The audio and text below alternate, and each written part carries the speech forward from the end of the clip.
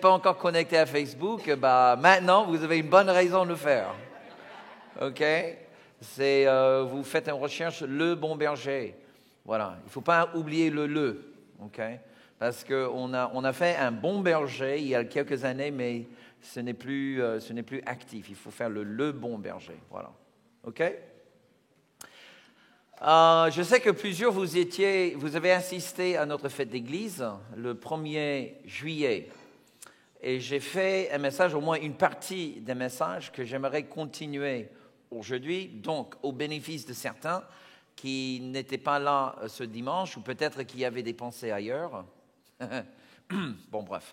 Il va y avoir un petit peu de redit, mais j'avais vraiment ça à cœur. Je crois que Dieu, il a un message tout particulier pour nous qui va nous propulser à travers les mois d'été. Et jusqu'à je le vois un petit peu comme le gâteau au chocolat d'Élie. Ben oui. Vous vous souvenez pas? Vous rappelez, après avoir confronté les prophètes de Baal, ok? Il descend, il court vers la Sinaï, qui était normalement presque 16 jours de marche. Il l'a fait en quelques heures. Et le pauvre gars, il arrive fatigué et puis un petit peu déprimé parce qu'il pensait qu'il était le seul prophète. Donc, il se cache dans une grotte.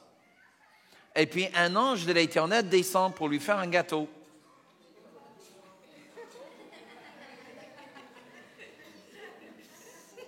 Hey les gars, il y a un écho sur l'estrade. C'est fait exprès? Bizarre, là. Qu'est-ce qu'ils fabriquent là-haut? Vous avez mangé trop de gâteaux au chocolat, vous, là? OK, donc, l'ange de l'Éternel lui fait un gâteau. Voilà. C'est vrai, dans la Bible, il n'est pas spécifié que c'est un gâteau. Mais bon, si Dieu envoie son ange pour faire quelqu'un un gâteau, vous pensez que ça serait différent qu'un gâteau au chocolat? Quand même, pourquoi faire un gâteau si ce n'est pas un gâteau au chocolat? OK, d'accord. Bon, on va faire une doctrine, mais voilà. Pourquoi je vais vous raconter ce gâteau au chocolat? Le pasteur Jean-Pierre, il ne sait pas. Donc, on va lire un texte de la Bible, OK? Ça va nous mettre sur les bonnes rails. Psaume 36. Est-ce que quelqu'un ici a une canette de coca? Qu'est-ce qu'il raconte ce pasteur entre gâteau au chocolat et canette de coca? Qu'est-ce qu'il a aujourd'hui? Chemise bizarre, Philippe en Bermude. Alors là, c'est le plus bizarre que j'ai jamais vu. Voilà. C'est bien de changer un petit peu. Mais ne vous inquiétez pas, pour les sérieux parmi nous, Dieu va nous parler aujourd'hui, d'accord? OK? Voilà, Dieu va nous parler. Je dis ça pour soulager les sérieux. Parce qu'on a quelques sérieux parmi nous. Et c'est bien. Soyez les bienvenus. Personne n'a une canette de coca? Mon message le 1er juillet a bien marché, évidemment. OK, vous vous souvenez ce qu'on a dit? On a fait une petite recherche sur la quantité de sucre dans une canette de coca. OK? Et puis, si vous buvez une seule canette de coca chaque jour pendant 1 an, OK, une canette de coca par jour, c'est pas grand, c'est pas énorme. OK? Je vais même pas faire un sondage pour savoir combien vous buvez au moins ça. Bon, bref. Mais dans une canette de coca, il y a d'environ 40 grammes de sucre. Si vous buvez une canette chaque jour pendant 1 an, attention, vous aurez consommé environ... Attends, je cherche. J'ai dit combien? 16. Je ne trouve plus mes statistiques là. Voilà, c'est ça. Presque 15, OK? Presque 15, ça fait presque 15 kilos de sucre pendant 1 an. À la fin d'une année, en buvant juste une canette de coca, ça fait presque 15. Alors, vous savez, pour vous donner un visuel, quand tu achètes du sucre dans le magasin, ça vient dans les boîtes de 1 kg. Okay? Ça fait 15 boîtes par an que vous avez. Ça fait presque une boîte tous les 3 semaines, environ. Vous imaginez là, s'asseoir, une boîte entière de sucre tous les 3 semaines. C'est juste en buvant une canette de coca. Okay? Et puis bon, les effets sur la santé, le fait aussi que dans la coca, il y a aussi caféine. On pense boire une canette de coca pour se rassasier, mais la quantité de caféine, à la fin, déshydrate le corps encore davantage. C'est-à-dire que le peu d'eau qui est dans... parce qu'il y a de l'eau dans une canette de coca, bien évidemment, mais la caféine travaille contre l'eau pour finalement l'enlever du corps. L'effet à la fin, c'est que le corps est rendu encore plus assoiffé qu'il était avant d'avoir bu une canette de coca. La meilleure chose à boire, c'est fou, hein, je sais, quelle révélation, la meilleure chose à boire pour le corps humain, c'est l'eau. C'est tout. En rajoutant rien, pas des sirops, pas des trucs, que de l'eau. Parce que ton corps, vous savez que l'élément principal dans le corps humain, c'est l'eau. Le corps a besoin d'eau pour vivre. Le corps en a besoin. Il y a de plus en plus de maladies qui apparaissent dans notre vieillesse et les scientifiques sont de plus en plus convaincus que c'est le résultat d'un état chronique de déshydratation, comme de l'arthrite, comme certaines maladies qui affectent le cerveau. De plus en plus, les médecins pensent que parce que nous ne buvons pas suffisamment d'eau, voilà, tout le monde commence à prendre les bouteilles. Tout d'un coup, j'ai soif. Donc, j'aimerais vous poser juste une question, spirituellement parlant. De quelle fontaine bois-tu? Parce que bien évidemment, on n'est pas là le dimanche matin pour faire un cours sur la santé physique, mais plutôt la santé spirituelle. Donc, ma question est celle-ci. De quelle fontaine bois-tu? Ok, c'est bien, vous venez le dimanche matin. Mais pour ceux qui sont chrétiens déjà depuis un certain temps, vous savez bien que à la fin du culte, on aurait passé quoi? À peu près 40 minutes dans le chant, à peu près 1 heure dans la parole et les exhortations, prière, soit on donne la prière, on reçoit la prière, peut-être là 20 minutes environ, et c'est tout. Donc, pendant tout le reste de la semaine, de quelle fontaine bois-tu? Parce que cette fontaine-là, et non la fontaine de dimanche matin, c'est toutes les autres fontaines qui vont déterminer l'état de ta santé spirituelle.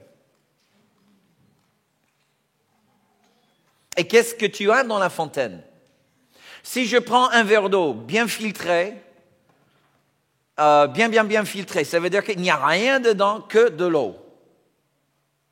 Et là, tu as soif. Et je te propose un verre d'eau. Tu vas le boire. Mais si je prends un petit fiole de poison et je mets juste quelques gouttes dans l'eau et je te le présente, est-ce que tu vas le boire? Bien sûr non.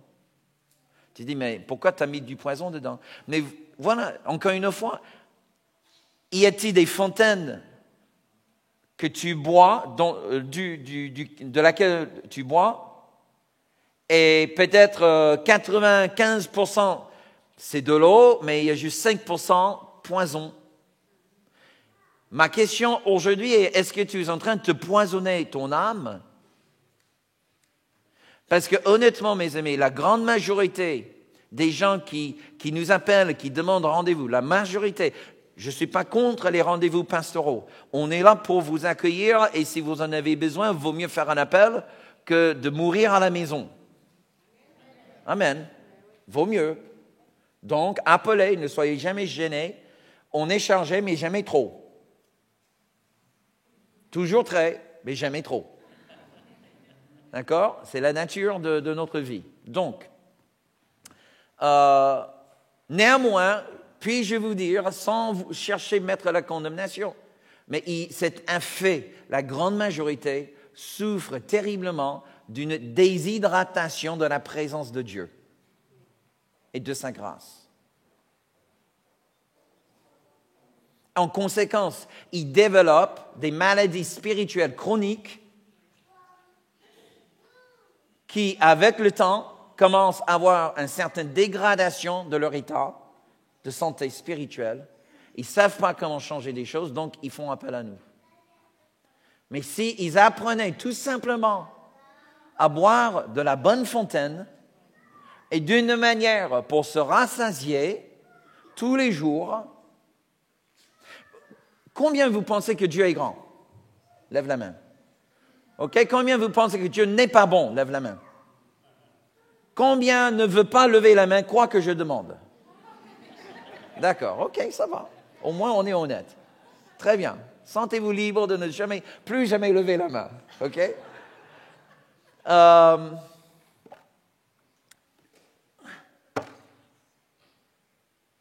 Alléluia. Bon, psaume 36. Le psaume 36. Les versets 7 à 9. Regardez ce que dit la parole de Dieu. Combien est précieuse ta bonté, ô Dieu. Alléluia. J'entends les bing-bing partout ici sur l'estrade. Je ne sais pas, peut-être il faut couper davantage les retours parce que j'entends bing-bing. Non, c'est pas toi. Bon, bref. Ah, OK, ils sont coupés. Il y a un bing-bing derrière quelque part. OK. Combien est précieuse ta bonté, ô Dieu, à l'ombre de tes ailes, les fils de l'homme cherchent un refuge. Wow. À l'ombre de tes ailes, les fils de l'homme. Y a-t-il des fils de l'homme ici? Bon, bien. Et puis les filles de l'homme. OK, d'accord. Verset 8. Il se rassasie de l'abondance de ta maison. Il se rassasie de l'abondance de ta maison et tu les abreuves au torrent de tes délices, car auprès de toi est la source de la vie. Alléluia. Tu les rassasies. Le mot rassasier, en hébreu, c'est le mot rava. Rava. Tout le monde dit rava. Regarde ton voisin, dis-lui rava. Qu'est-ce que ça veut dire rava? Ah, ce n'est pas un gros mot, ne vous inquiétez pas. N'ayez pas peur. Voilà le sens de ce mot. Ça veut dire expérimenter pleinement. Être saturé. Expérimenter pleinement ou être saturé. Être intoxiqué. Ah, j'aime bien celui-là. Ça doit faire peur aux Français. Non? Être intoxiqué. Avez-vous jamais tellement bu de Dieu où vous êtes intoxiqué?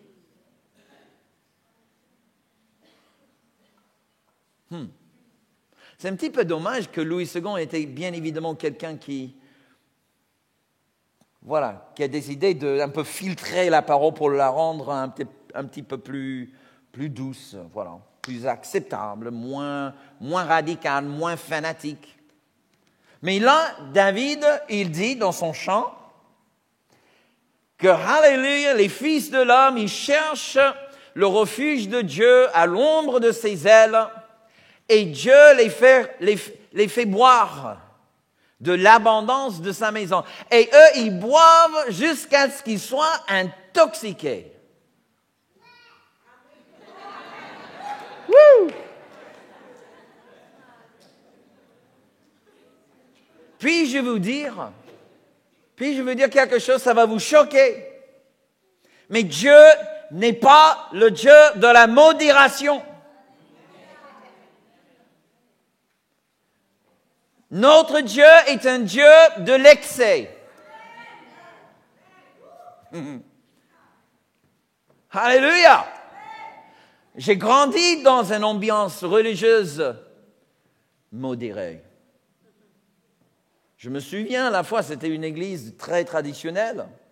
Et un dimanche matin, c'était pendant les mois d'été, un dimanche matin, le pasteur avait demandé aux jeunes de l'église de faire un chant, juste un chant, pour l'offrande. Un chant.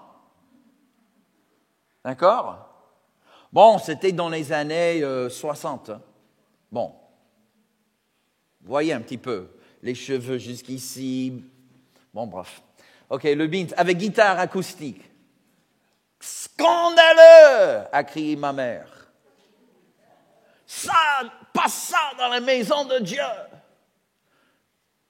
Et puis, une personne vers le devant, c'était un jeune, a osé pendant le chant lever sa main. Comme ça. Ma mère, scandaleux, pas dans la maison de Dieu. Et puis, elle nous a pris par la main pour sortir et elle a claqué la porte derrière. On ne se lève pas les mains dans la maison de... Vous vous rendez compte? C'était ça l'ambiance religieuse dans laquelle j'ai grandi. Là, il fallait être stoïque. Il ne fallait pas montrer ses émotions. Il ne fallait pas, tu vois, il fallait pas s'exprimer à Dieu. C'était un exercice purement intellectuel. Nous reconnaissons que Dieu, il est souverain, il est providentiel, il est la vérité. Tout était ici dans le cerveau. Mais là, on s'apprenait comment rester calme, maître de soi. Vraiment, on contrôle de tout. On contrôlait l'ambiance et l'environnement. Et le jour où j'ai reçu le Saint-Esprit,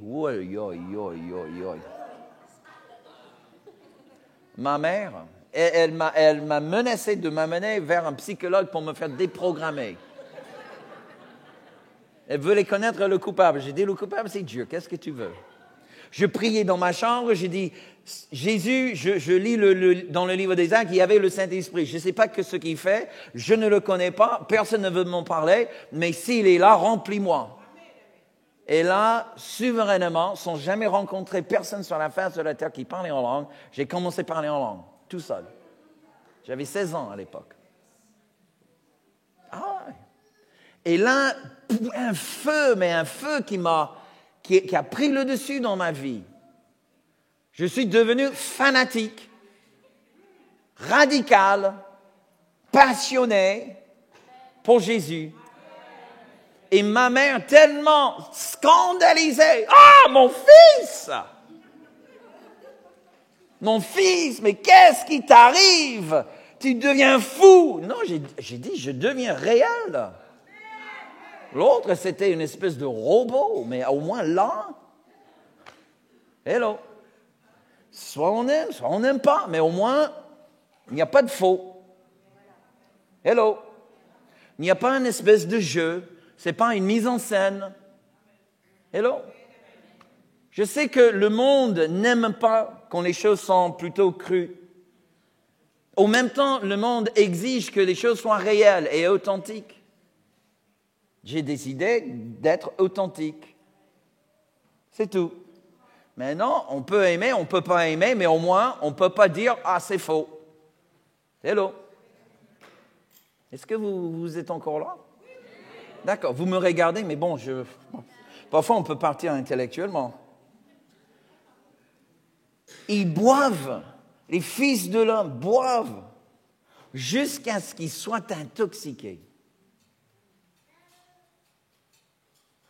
Et ça c'est l'Ancien Testament, l'Ancienne Alliance. Et là, nous sommes aujourd'hui les rachetés, les nés de nouveau. Nous sommes des héritiers d'une meilleure alliance. Hello. Nous avons la Bible, la parole de Dieu écrite dans nos mains, dans plusieurs traductions, versions iPad et tout le reste. Hello. Nous avons reçu le baptême d'eau qui nous a mis dans la consécration. Alléluia. On a un super groupe de louanges. Moi, je vis avec le groupe de louanges. Tout le groupe, mais... Alléluia. Bon, bref. Alléluia. Mais est-ce que nous avons bu jusqu'à l'intoxication?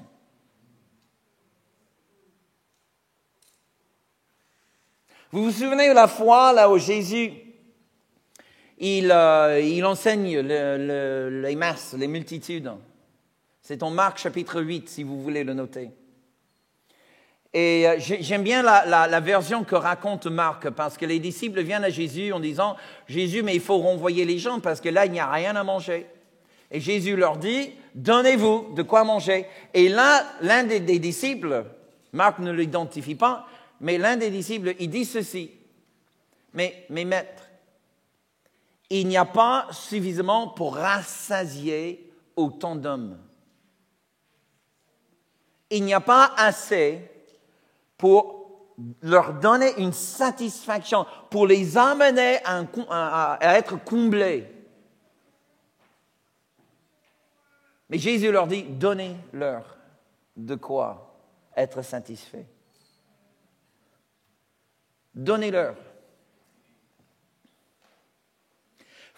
Mes amis, si toi tu n'es pas intoxiqué, si toi tu n'es pas rempli jusqu'à ce que ça déborde, comment vas-tu participer à l'œuvre de Jésus? Est-ce qu'il pourrait te dire, toi, va maintenant, donne-leur à boire, donne-leur à manger, donne-leur pour être satisfait. Mais si toi tu es à moitié vide, si ton réservoir n'est pas débordant, comment vas-tu donner à la satisfaction? Oui, tu peux donner quelques miettes qui tombent de la table des enfants. C'est biblique aussi. Mais les rassasier, c'est autre chose. Ce que j'aime bien dans la manière que Marc raconte l'histoire, Alléluia, il est écrit plus tard, verset 8, que parce que Jésus, il avait pris les quelques poissons et quelques pains, il les a bénis, et le Saint-Esprit a fait le miracle de la multiplication. Et là, le texte nous dit tout simplement, ils ont mangé et ils étaient rassasiés. J'aime bien ça. Ce n'était pas juste une question de manger. Ils ont mangé et ils étaient rassasiés. Ah, ça, c'est mieux. C'est bien de manger, n'est-ce pas? Mais c'est encore mieux être rassasié. Puis-je vous dire quelque chose? Trop souvent, on se contente juste de manger. On mange juste ce qu'il faut. Mais on ne mange pas jusqu'à l'intoxication. OK, je ne sais pas si mon message passe, hein? Mais on va travailler encore juste quelques minutes, d'accord? Alléluia. Moi aussi, j'ai mangé juste ce qu'il fallait. Tu vois, j'avais mes quelques minutes avec le Seigneur juste pour survivre la journée. Hello? Vous me suivez? Tu vois, je passe par la tempête parce que les tempêtes, oula, les combats, oh mon Dieu, le diable me poursuit. Hello? Ça ne parle pas à quelqu'un? OK? Donc, je mangeais juste des miettes. Ah, c'est comme cette femme qui a demandé pour sa fille. C'est ça? Et Jésus dit, ce n'est pas bon de donner la nourriture des enfants aux chiens. Et puis elle dit, je réclame les miettes. Combien de chrétiens on est comme cette femme-là qui ne font que réclamer les miettes? Pourtant, Jésus, il a versé son sang. Il est allé en enfer pendant les 3 jours pour payer le prix suprême, pour nous réconcilier avec le Père, pour nous donner un héritage. Hello? Et il nous a fait une place à la table. Maintenant, il y a une chaise à table, à la table de papa. Il y a ton nom écrit dessus. Mais tu passes ton temps sur les genoux en train de chercher les miettes qui tombent sur le sol. Et en même temps, il y a un festin pour toi sur la table. Oh Père, si tu veux bien, juste jeter un petit coup d'œil dans ma direction. Je ne veux pas beaucoup, Seigneur. Mais si tu pourrais m'aider et me donner juste un peu de force, pas trop de force, mais juste un petit peu. Je ne demande pas beaucoup. Et Dieu, il a payé le prix suprême. Jésus, il a dit, c'est le plaisir de ton Père céleste à te donner le royaume. Et on demande les miettes. Hello! Honnêtement, si j'étais à table avec mes filles, et je vois, il y a des parents ici, et ta fille passait son temps grimpant à 4 pattes par terre, cherchant les miettes qui tombaient de ta table, est-ce que tu serais content de laisser tomber davantage de miettes? Tu auras plutôt un intérêt de dire, OK, plus de miettes qui tombent de la table jusqu'à ce que tu prennes ta place. Écoutez, il y a plusieurs ici, vous passez dans un temps de désert spirituel. Parce que Dieu, il a décidé, mon enfant, il est temps maintenant que tu arrêtes de grimper à 4 pattes, il est temps que tu prennes ta place à table. Il n'y aura plus de miettes. Pendant un temps, par miséricorde, il va te donner, tu vois. Il va donner un petit bout ici, un petit bout par là. Mais il arrive un moment, au bout d'un certain temps, où ce n'est plus mignon. Hello. Il est temps d'arrêter le bébé. Il est temps maintenant, prends ta place. Alléluia. Et je parle à la famille de Dieu, là. Si tu es visiteur, tu es passage, peut-être même on a des inconvertis ici. Ce message peut-être ne te parlera pas, mais c'est vraiment pour les enfants de Dieu. Il est temps vraiment que tu prennes ta place à la table du papa. De quelle fontaine bois-tu? Et est-ce que tu en bois jusqu'à ce que tu sois intoxiqué? Tu n'as jamais vu un homme, bon, honnêtement, dans ma vie, même depuis le Seigneur, mais surtout avant, je n'étais jamais intoxiqué avec l'alcool. Jamais. J'ai jamais fumé un joint, j'ai jamais touché à la drogue. Parfois, j'ai un petit peu, dans la louange, j'ai un petit peu la tête qui tourne, mais je ne peux même pas vous dire que c'est l'ivresse. Parce que comme je n'étais jamais ivre avant, je ne sais pas, je n'ai pas un point de repère. Je ne sais pas. Alléluia. Je n'ai jamais empoisonné mon corps à ce point. Et je remercie le Seigneur pour ça. OK? Mais je veux dire tout simplement que, par exemple, Paul il dit dans le Nouveau Testament, ne vous enivrez pas de vin, c'est de la débauche, mais soyez au contraire remplis de l'esprit. Et le verbe, en grec, il n'y a pas vraiment l'équivalent en français. Mais c'est le sens d'être rempli une fois pour démarrer. Mais après avoir démarré, soyez continuellement, successivement et de toujours de plus en plus fortement remplis. Ouh. Alléluia. C'est pas juste un petit verre du matin. OK, je prends mon verre du Saint-Esprit. Merci. Et je ne pense plus à Dieu pendant toute la journée. Je rentre à la maison crevé. Pas allô? Honnêtement, puis encore une fois, ce n'est pas le cas peut-être pour tout le monde, mais il y a certaines ici, vous êtes tellement mûrs dans le Seigneur, vous avez tellement d'années dans le Seigneur. Il arrive un moment là où papa va te laisser travailler dans ta force physique pour justement t'amener au bout de tes forces. Il va te laisser faire. Il va te laisser t'épuiser complètement à sec pour que tu apprennes à marcher non par ta force, mais par la sienne.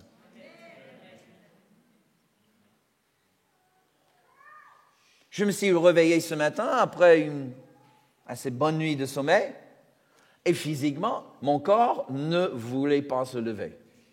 Vraiment, il était dans un état de rébellion totale. Il a dit non. J'ai dit lève-toi. Non.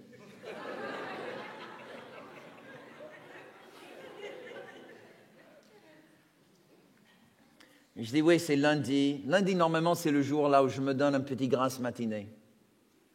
Je dis, ah oui, c'est lundi. Bon, je peux dormir encore. Et là, tout d'un coup, cette mauvaise pensée m'est arrivée dans la tête. Ce n'est pas lundi, c'est dimanche. Je dis, ah zut, c'est dimanche, il faut que je... Pas de grasse matinée ce matin. Non, mais honnêtement, le corps ne voulait pas bouger. J'ai vu Catherine, parce que bon, Catherine, c'est un lève-tôt. Elle peut dormir 20 minutes et puis, boum, à 5 heures, ping! OK, il faut aller! Ping! C'est la seule personne qui saute de lit. Vraiment, elle saute. Je ne sais pas comment elle fait. Elle doit avoir une espèce de catapulte juste en dessous. Ping! Elle est là, les yeux grands. Comment vas-tu, ma chérie? T'as bien dormi? Qu'est-ce que tu veux pour le petit là? Je suis comme le zombie qu'on voit dans les films. Il me faut au moins 10 tasses de café avant que je commence. Non, pas 10, mais bon, j'exagère, mais je ne suis pas du tout un lève-tôt. Et elle m'a croisé ce matin et je ne savais même pas comment je m'appelais.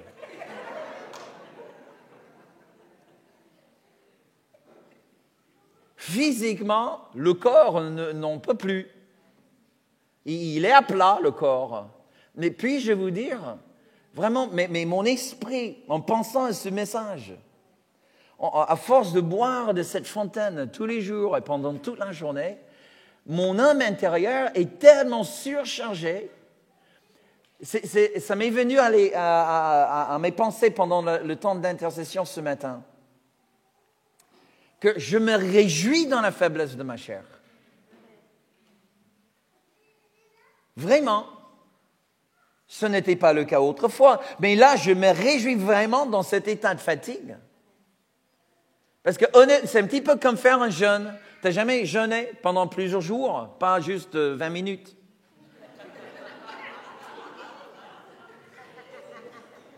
« 20 minutes de jeûne, ça ne compte pas vraiment, franchement. » OK? Mais là, si tu fais un jeûne de plusieurs jours, n'est-ce pas vrai que quelque chose arrive, là où peut-être, je ne sais pas si c'est juste la faiblesse du corps ou de l'âme, mais là, tout d'un coup, tu es encore un peu plus sensible à la voix de Dieu. Pourquoi alors on arrive le mois de juillet, à la fin d'une année de travail, une année d'épuisement, pourquoi on n'a pas une meilleure sensibilité au Saint-Esprit? Peut-être parce qu'on arrête de boire de la bonne fontaine. Tu vois, quand on fait un jeûne, on sait on est en état de jeûne. On fait exprès de boire davantage. On a les pensées plus souvent portées à Dieu. OK? Pendant un temps, on va mettre de côté des journaux, les infos, le truc de sport, les trucs de ceci, les trucs de cela, et on va vraiment essayer de boire davantage pour s'approcher à Dieu. Ah, c'est pas un mystère, mes amis. C'est pas un mystère. Si on arrive à vivre comme ça avec autant de passion pour Dieu, tous les jours, pendant toute la journée, on aura les mêmes effets, mais constamment. Amen. De quelle fontaine boiras-tu? Écoute ce que Jésus dit dans Jean chapitre 10. Et le verset 10, le voleur ne vient que pour dérober, égorger et détruire. Moi, Jésus, il dit ceci, je suis venu afin que les brebis aient un peu d'espoir pendant les souffrances, que espérer un jour ils vont mourir et vivre paisiblement dans le paradis. Ah ben non, c'est pas ça ce qu'il dit. Je suis venu. Écoutez cette déclaration, parce que si la déclaration n'est pas vraie, donc ça veut dire que Jésus est un menteur. S'il est un menteur, c'est pas le Fils de Dieu et nous sommes les gens les plus pitoyables du monde. Hello? Mais moi je crois que ce qu'il dit là est la vérité. Je suis venu, dit-il. Je suis venu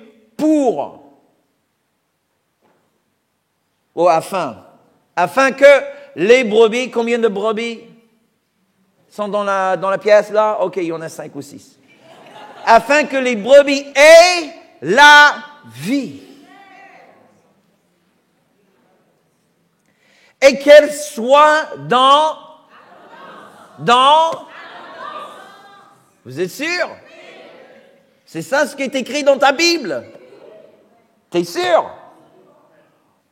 Vis-tu vraiment dans l'abondance? Y a-t-il dans ta vie une telle richesse spirituelle que même le voisin qui passe toquer à la porte pour demander une canette de coca, il te regarde, ou elle te regarde dans les yeux et dit « Oh, il y a un truc différent chez toi. » Ou quand tu es avec des collègues, ça parle de la maladie, ça parle de la fatigue, ça parle de ceci, ça parle de cela. C'est-à-dire qu'il n'y a vraiment aucune distinction entre toi, le né nouveau, et l'autre qui ne l'est pas. Je sais qu'en tant que chrétien, tu fais 2 fois, 3 fois le travail que les non-chrétiens. Merci ma chérie. Mais c'était le seul qui a donné un amen, alors là... C'est vrai. Oui, ben, quand tu comptes toutes les heures que tu viens à l'église, que tu pries, que tu fais ceci, que tu fais cela, bien évidemment, tu as des choses qui remplissent la vie beaucoup plus que le non-chrétien. Il n'y a que le mettre au boulot dodo, quoi. C'est tout. Nous avons autre chose qui remplit la vie. Merci Seigneur. Alléluia. C'est vrai, on fait plus. Mais mes amis, nous sommes connectés à une source éternelle. Il y a quelque chose d'illogique. Si moi, je suis aussi fatigué que mon voisin, vous ne trouvez pas? Que mon corps soit fatigué, c'est normal. Mais que mon homme intérieur ne se renouvelle pas tous les jours, là, c'est pas normal. Hello? De quelle fontaine bois-tu? De quelle fontaine? Bois-tu de la fontaine de la dépression? De la fontaine je ne sais pas, toutes les autres fontaines dans le monde. Les fontaines charnelles, les fontaines de loisirs. J'ai parlé à un couple récemment qui venait rentrer des vacances. Non, en fait, je les ai vus, j'ai dit « Ah, ça fait plaisir de vous voir, et comment ça se passe? Ah, on est fatigué. » Ah, mais c'est bizarre, je ne vous ai pas vu depuis plusieurs semaines. Ouais, on était en vacances. J'ai dit, attendez. Là, vous êtes fatigué et vous venez rentrer des vacances. J'ai dit, là, il y a un problème, là. Ah oui, mais pasteur, tu sais comment ça se passe, on s'amuse, on fait ceci, on fait cela. Je dis, d'accord. Vous savez que parfois, le dimanche matin, sur ce qui est intéressant chez nous, bon non, je ne vais pas dire ça, mais souvent les gens se désengagent du service à Dieu à cause de la fatigue. Là, c'est un sérieux problème, n'est-ce pas? Pensez-vous, si toi tu étais le diable, regarde ton voisin. Non. Si tu étais le diable et tu savais que si la personne en face de toi était tellement fatiguée qu'il se désengagera de son service à Dieu, qu'est-ce que tu feras en tant que diable? Tu ferais tout ton possible pour le fatiguer.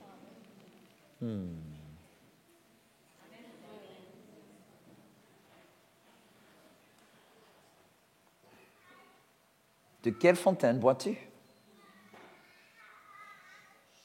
Maintenant, un enfant élevé avec les canettes de coca, s'il vient chez moi, il ouvre le frigo, il n'y a pas de coca. Il dit, est-ce que vous avez quelque chose à boire ici? Oui, de l'eau. Vous n'avez pas autre chose? Non, que ça. Vous avez du sirop? Non, que de l'eau. Vraiment? Ouais. Il boit un verre d'eau. Oh, c'est dégoûtant. Oh, il n'y a pas de goût. Si. C'est juste que la palette, le palais est tellement empoisonné que tu mets quelque chose de pur, quelque chose de bon, le palais ne peut plus distinguer, ne prend pas de plaisir. Hello? Là, il faut désintoxiquer le palais. Amen. Il faut faire une désintoxication du palais pour perdre le goût pour ce qui est mauvais. Vous savez pourquoi il y a beaucoup de chrétiens qui se repentent de leurs péchés, mais ils retombent dedans après. Vous savez pourquoi? Je crois que vraiment le cœur est tout à fait sincère. Le désir de plaire à Dieu est sincère. Il veut vraiment que la vie change. Il ne veut pas offenser un Dieu de salut. Ils viennent sur le devant, ils parlent avec des conseillers, ils prient avec, peut-être ils versent quelques larmes. Et moi, honnêtement, je crois que c'est vraiment sincère parce que je suis passé par là. Le problème, c'est qu'il rentre à la maison, mais il n'a pas encore perdu le goût pour le péché. Le désir est toujours présent. Il a maintenant un désir pour servir Dieu, mais il a toujours le goût pour le péché. Et la chose déterminante, mes amis, n'est pas du tout la qualité de l'expérience vécue dans le culte. La chose déterminante sera la fontaine de laquelle il va maintenant boire. Car s'il continue à boire de la même fontaine qu'il a amenée dans ce lieu de péché, il ne va jamais surmonter. Jamais.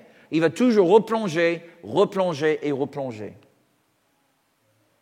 Quelqu'un qui subit une dépression,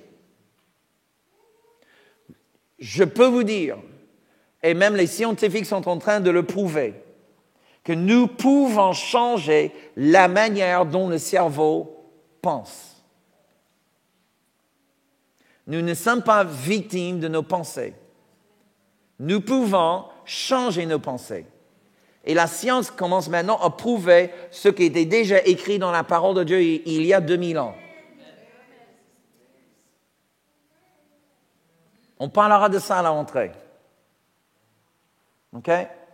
Mais si vous avez une pensée déprimante qui passe dans le cerveau, tu peux changer cette pensée. Tu peux. Ce n'est pas une impossibilité. Vous savez qu'une pensée négative déclenche une réaction chimique dans le cerveau, une réaction dont le cerveau n'était pas du tout créé pour gérer une telle réaction chimique. Et c'est pour ça que les pensées négatives peuvent détruire une personne au fur et à mesure. Mais tout notre cerveau était programmé pour les pensées de bien-être. Il faut juste alimenter le cerveau de la bonne fontaine. Alléluia. La bonne fontaine. Les fils de l'homme se rassasient de l'abondance de la maison de Dieu. Vous savez, la présence de Dieu est tellement présente maintenant. On parle de la présence. Il y a 3 niveaux dans la vie spirituelle. 3 niveaux. Parce que souvent, quand on parle de la présence, il y a toujours quelqu'un qui dit « Oh, mais Dieu, il est omniprésent. » Dieu est-il omniprésent? Bon, ça veut dire que sa présence est partout. Mais comment fait-il que parfois, il y a une dimension de sa présence plus importante que simplement cette présence souveraine? Il y a 3 niveaux dans la présence de Dieu. OK? Rapidement, notez-le. Il y a ce que j'appelle le chercheur de la présence. Le chercheur de la présence. Qu'est-ce qu'on entend par ça? C'est déjà quelqu'un, peut-être il est croyant, mais ce n'est pas un habitué de la présence de Dieu. C'est quelqu'un qui va invoquer le nom de Dieu. il va profiter de la présence providentielle. La présence providentielle. Dieu, il est présent. Alléluia. Amen. C'est lui, son verset préféré de la Bible sera « Tout concourt au bien ». Quand tu lui demandes comment il va-t-il, il va dire « Oh, par la grâce de Dieu, ça va ». Tu vois, ça veut dire qu'il est plutôt quelqu'un qui subit les tempêtes. Tu vois, il est dans la barque, il subit la tempête et il cherche la présence pour avoir une consolation pendant la tempête. Mais c'est un croyant, c'est un véritable croyant. Il croit en Dieu. Et on l'entend dans les prières. Il prie dans le subjectif. Ô Seigneur, qu'il fasse beau demain. Comment? Subjonctif, comme je voulais dire. Ô Seigneur, qu'il fasse beau demain. Que mon enfant te trouve. Que les portes s'ouvrent. Est-ce que vous me suivez? Et je dirais que la grande majorité de chrétiens ne sont que des chercheurs de la présence. Ils vivent en dehors d'une présence dynamique. Ils sont à la quête de la présence. Il vient dans le culte le dimanche matin à sec, mais avec un peu de chant, ils chauffent le cœur et ils entrent petit à petit. Hello? Alléluia. Vaut mieux y entrer petit à petit que ne jamais entrer. Amen. Si tu es un chercheur, gloire à Dieu. Il n'y a pas de problème. Il n'y a pas honte. La honte est de rester un chercheur et ne jamais chercher plus. Être dans le Seigneur depuis des décennies et des décennies et ne jamais plus avancer au-delà de simplement un chercheur de la présence. Et puis, deuxième niveau, si on peut le dire de cette manière, deuxième phase de croissance, ce que j'appelle le porteur de la présence. Un porteur. Quelqu'un qui a appris comment creuser dans sa relation avec le Seigneur. Il a creusé et creusé. En lisant la parole, dans les temps de prière, dans les temps de louange. Et il a creusé tellement bien que maintenant il commence à voir comme une fontaine qui se lève au fond de lui. Il porte maintenant la présence en lui. Alléluia. Il n'est pas juste en train de chercher la présence. Gloire à Dieu. Il prie sans cesse. Il reste toujours connecté à Dieu. Il est porteur maintenant de la présence. Alléluia. Et il y a quelques chrétiens qui parviennent à ce niveau de maturité dans l'esprit. Il est porteur.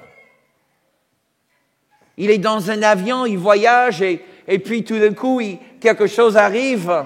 Tout le monde panique, mais pas lui. Il dit, Seigneur, je sais que tu es avec moi. Je sais, je n'ai aucune raison d'avoir peur. Je sais que tu es là. Je sais que tu es avec moi. Hello. Ça, peut-être, il est dans le métro. Il y a des gens pas très... Voilà, bon, vous voyez un petit peu. Bon, bref. Et là, il n'a pas peur. Il n'est pas dérangé parce qu'il est porteur de la présence. Cette présence est au fond de lui. Tu vois, ce genre de personne, il est dans la barque, il est dans la tempête, mais c'est comme il ne craint pas. Il ne craint pas. Il n'a pas besoin d'invoquer le nom de Dieu parce qu'il sait que Dieu est avec lui. Alléluia. Amen. Ça, c'est ce que j'appelle vraiment un disciple. Quelqu'un qui a compris la vie d'un disciple, la vie de quelqu'un qui marche continuellement avec le Seigneur. Il ne se déconnecte jamais. Alléluia. Oh, si je peux, si vous êtes un chercheur, décidez aujourd'hui que tu vas devenir un porteur. Amen. Parce que cette promesse, Jésus vous a déjà donnée. C'est votre destin si vous l'accepterez. Mais j'aimerais vous dire que ce n'est pas le dernier niveau. Ce n'est pas la dernière phase de croissance spirituelle. Il reste encore une autre dimension que simplement être porteur de la présence. Mais tu dis, mais oula, qu'est-ce qu'il pourrait y avoir plus important d'être porteur? Le fait qu'on pose la question est preuve qu'on est très peu de chrétiens qui sont au-delà d'un porteur. S'il y a quelque chose qui montre à quel point on est loin d'être rassasié dans la présence de Dieu, c'est ça. C'est ce que j'appelle une conduite de la présence, un tuyau de la présence. Quelqu'un qui, la présence coule continuellement. Alléluia. Ce n'est pas juste quelqu'un qui a de l'électricité dans la maison, mais il faut trouver l'interrupteur. Ça, c'est un porteur. Mais c'est quelqu'un qui a la lumière allumée tout le temps. C'est une espèce de réacteur nucléaire. On n'a pas besoin d'économiser la puissance. On le met en marche et ça brûle. Bon, OK, peut-être l'image d'un réacteur nucléaire n'est pas bonne, mais bon, vous me suivez peut-être, j'espère au moins. Alléluia. Et là, si je peux dire, ce n'est même pas une question d'être rempli du Saint-Esprit. C'est de laisser couler le Saint-Esprit. Parce que là, maintenant, c'est le robinet est ouvert et je l'ai bloqué pour que ça se ferme jamais. Alléluia. C'est un continuel flot. Des choses qui coulent depuis le trône de Dieu comme une rivière, qui coule dans mon être et maintenant qui coule vers les autres. Et ça coule, et ça coule, et ça coule. Alléluia. Et ça coule avec une telle force que même quelqu'un qui essaie de mettre un barrage pour le bloquer, impossible. Parce que la force de l'eau est tellement puissante que personne ne peut faire un obstacle. Ni la fatigue, ni l'opposition, ni un échec. Rien sur cette terre, rien en dessous de cette terre ne pourrait faire un barrage. Je ne suis pas juste un porteur. Maintenant, c'est le conduite. Alléluia. Et la rivière coule. Sans cesse. Une communion avec Dieu qui n'est jamais coupée, qui n'est jamais mise en pause. Ce n'est pas il faut que je prie, il faut que je parle à Dieu, j'ai besoin d'entendre la voix de Dieu. Non, je n'éteins jamais la voix de Dieu. C'est continuel. Même dans mon sommeil, la Bible dit que Dieu donne le sommeil à ses bien-aimés. Même dans mon sommeil, Dieu me parle. Dieu vient à ma rencontre même dans le sommeil. Et mon homme intérieur est tellement chargé et rechargé que Paul il dit aux Corinthiens, même si mon homme extérieur périt, l'homme intérieur se renouvelle tous les jours. Le sens d'être renouvelé n'est pas « je suis mort et ressuscité ». Non, il est continuellement renouvelé sans cesse, comme la peau d'un bébé. Ça ne vieillit jamais. Tu ne peux pas me fatiguer spirituellement. Il n'y a aucun... Le sens d'une fatigue spirituelle, frères et sœurs, est l'équivalent de la mort spirituelle. Ton homme intérieur, ton homme spirituel ne peut pas se fatiguer s'il est connecté à Dieu. La seule manière de fatiguer l'homme intérieur, c'est de te déconnecter de Dieu. Alléluia. Chose extraordinaire. Maintenant, quand je suis dans la voiture, je n'ai pas envie d'écouter les infos. C'est la louange. Tout le temps. Tout le temps. Et si je ne l'entends pas, je le chante. Alléluia. Alléluia. Continuel, jusqu'à ce que l'intoxication. Alléluia. Et puis, je vais vous dire, nous pouvons tous vivre comme ça. Ce n'est pas que donner simplement à ceux qui sont dans un service à plein temps pour Dieu. Ma chérie, j'ai besoin de toi sur le clavier, s'il te plaît. Ce n'est pas juste quelque chose donné à ceux qui sont dans un service à plein temps. Mes amis, tu peux être un banquier, tu peux être... quelle que soit votre profession, tu peux vivre avec Dieu tout le temps. Et pas juste dans un contexte providentiel, mais là où il y a une connexion continuelle qui ne se coupe jamais. Les psychologues nous disent que nous ne servons que peut-être 10% du cerveau. À quoi sert le reste du 90% du cerveau? Ne laissez pas le diable te convaincre que tu ne peux pas faire deux choses à la fois. Ne laisse pas le diable te convaincre que aller au travail la journée et rester toujours connecté à Dieu est impossible. C'est entièrement possible. Entièrement possible. Mais c'est une question de s'entraîner, de se mettre à la pratique de la chose, de mettre les outils dans la vie qui va te permettre de construire une telle vie. Encore une fois, je finis avec cela. De quelle fontaine bois-tu? Il y a plusieurs ici, vous avez des fontaines qui coulent dans la maison qu'il faut arrêter. Écoutez, regarder un match de foot à la télé, ce n'est pas un péché. Mais vivre dans la télé et alimenter ton âme par la télé, ça c'est un péché parce que ça ne peut jamais t'amener à Dieu. À moins que tu regardes God TV. Mais même ça, ça te rend passif et pas actif. Alléluia.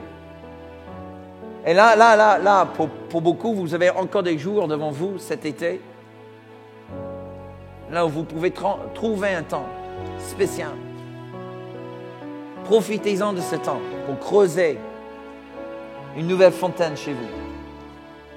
Décidez que tu ne vas pas faire comme les années passées, là où tu passes les vacances dans de telles activités pour s'amuser que tu rentres plus fatigué qu'avant. Dieu n'est pas le Dieu des vacances, mais il est le Dieu du repos. OK? Et j'aimerais aussi juste vous dire que parfois, on a une attitude tellement religieuse par rapport au repos. Je parlais à un jeune qui m'a posé plusieurs questions sur la prière. Je prie, mais au bout de 30 secondes, je ne sais plus quoi dire. Écoute, ce n'est pas tout à fait ça la prière. Ça, c'est faire la prière. Mais pour nous, un enfant de Dieu, ce n'est jamais une question de faire la prière. C'est une question de communion avec Dieu.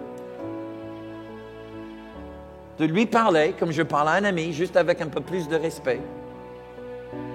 Amen. Mais lui parler, c'est mon papa. Il est à moi, uniquement à moi, et je suis son préféré.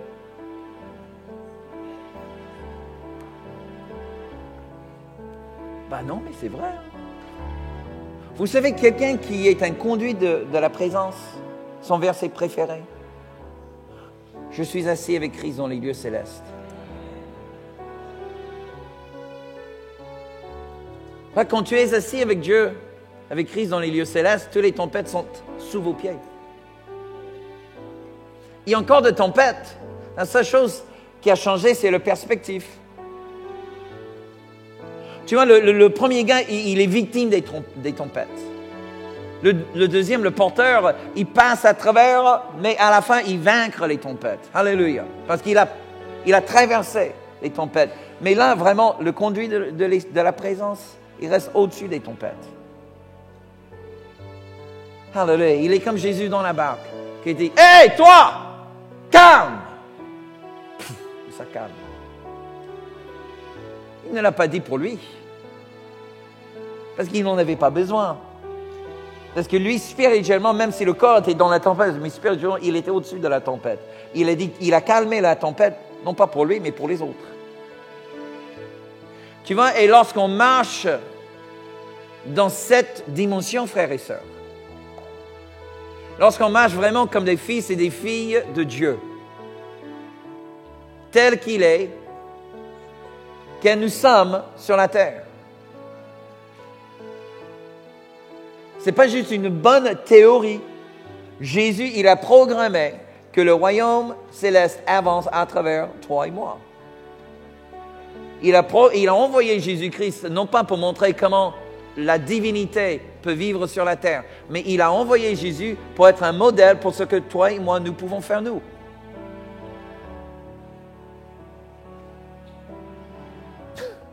Amen. Incroyable. Et Jésus, quand les uns voulaient le pousser par la falaise, j'aime bien ça, il passe à travers. Pourquoi? Parce qu'il était au-dessus de la tempête. La tempête était bien réelle. Mais il a dit, avant mon temps, mais personne ne peut me toucher. Et lorsqu'il était devant Pilate, il a dit, tu ne peux pas ôter ma vie. Tu ne peux pas. Je donne ma vie. Parce qu'il est temps. Il est temps maintenant que je donne ma vie, donc je donne ma vie. Alléluia. Mais toi, tu n'es qu'un outil qui sera mis en œuvre pour que la volonté de Dieu soit faite. Mais moi, je donne ma vie. Personne ne peut l'ôter. Jésus vivait comme toi et moi, nous pouvons vivre. Si nous buvons de la bonne fontaine. Donc, frères et sœurs, l'année prochaine, est-ce que vous voyez où Dieu va nous envoyer? Amen. Vous savez, ce n'est pas juste une question de faire une petite église, un refuge pour les abîmés du monde, pour les souffrants du monde. Mes amis, tu es là parce que Dieu, il a une mission pour toi. Tu as une mission pour montrer à ce monde comment les enfants de Dieu doivent vivre, peuvent vivre. Amen. C'est pour ça que vous êtes là. Donc, je vous dis, par l'Esprit Saint, ces prochaines semaines, ces 2 prochains mois, vous allez creuser la bonne fontaine chez vous. Et vous allez stopper les mauvaises fontaines qui sont empoisonnées par ce monde. Alléluia. Vous allez enlever le goût du coca spirituel. Alléluia. Amen. Merci. Quoique un peu plus enthousiasmé sera encore mieux. Bon, bref, mais bon. Amen. Vous allez enlever le goût du sucre spirituel pour vous habituer, alléluia, à l'eau pure. C'est ça ce que vous allez faire. Parce qu'on se donne rendez-vous ici le 9 septembre. C'est ça? Le 2e dimanche de septembre. On se donne rendez-vous ici le 9 septembre. Pourquoi on se donne rendez-vous le 9 septembre? Bon, vous pouvez venir entre-temps quand même. OK? Mais qu'est-ce qu'on va faire le 9 septembre? On commence le jeûne de Daniel. On commence le jeûne de Daniel. Et pourquoi on fait un jeûne de Daniel? Parce que là, mes amis, c'est là où Dieu, il pose dans l'Église toutes les diverses choses que nous portent pendant toute l'année scolaire. Alléluia. Et je vous dis que cette année qui arrive là sera sans doute l'année la plus importante dans la vie de l'Église. Si Dieu vous a rajouté à cette famille en ce moment-là, vous êtes arrivé au bon moment. Mais mettez-vous au boulot. D'accord? Mettez-vous vraiment au boulot. Si vous êtes dans cette assemblée depuis un certain temps et vous avez permis à ce que les activités professionnelles, personnelles et tout le reste vous a éloigné un petit peu de la vie de l'Église, il est temps de remettre les choses en ordre cet été. Il est temps de mettre les choses en ordre et dire, OK, là, il y a des choses qu'il faut mettre en place avant le début de l'année scolaire. Travaillons cet été pour mettre ces choses en place. Amen. Je sais, il y a plusieurs couples mariés et vous avez un peu laissé partir un petit peu cette vie de prière en couple. Et Dieu vous dit, il est temps de mettre ça en place. Voilà. Amen. Il y a des choses à mettre en ordre. Gloire à Dieu. D'autres qui ont perdu cette vie de prière. Il est temps. Amen. Il est temps. Il faut le faire. Parce que là où Dieu nous amène, frères et sœurs, si tu n'as pas ça, tu deviendras une victime. Et je le dis par l'Esprit Saint. OK? Ne sois pas juste un touriste spirituel. Décide que tu seras vraiment quelqu'un impliqué à fond. D'accord? Avec les moyens que Dieu t'a donnés. Mais avec les moyens, tu t'engages. Ne te contente pas de rester observateur. Donne-toi à fond. Alléluia. Amen. OK. Levez-vous, s'il vous plaît. Gloire à Dieu.